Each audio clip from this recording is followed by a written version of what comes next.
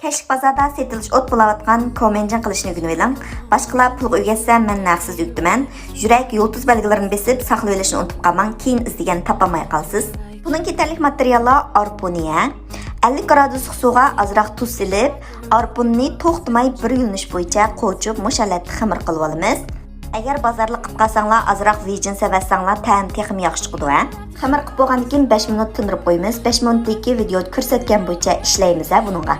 Xamirga ravurs ishlab, arsitik suvlarini pak to'kayotgandan keyin bo'shama bilan ustini yopib, oz deganda 1 soat tindirib qo'yamiz. Oldirmasanglar 2 soat tindirib qo'ysanglar bo'ldi. Buni tindirishimizdagi sabab buning elastikligi nihoyat yaxshi holat qildi. Yoz vaqti yarim soat yoki 40 minut, qish vaqti 1,5 soatdan 2 soatgacha tindirib olsanglar bo'ldi. Bu eng muhim nuqtasi.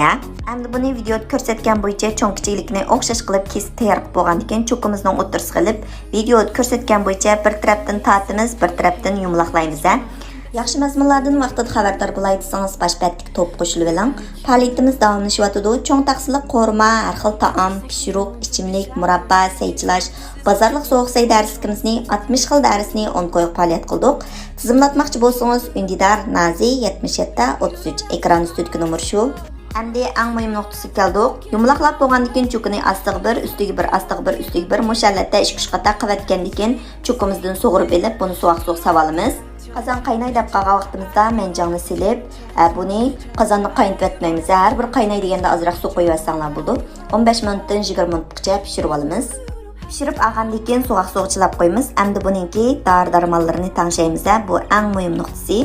Onlarning ehtiyoji bo'yicha jirik lazdan 2 qo'shiq, uvoq lazdan 2 qo'shiq silib, buningga tuz, vijin, jejin, shisanshang, zira, shakar, havo uchun uni oq kunjut, xavyularni silib, meyimiz qizg'andan keyin buningga oz-ozdan qo'yib, maylaz etib olamiz.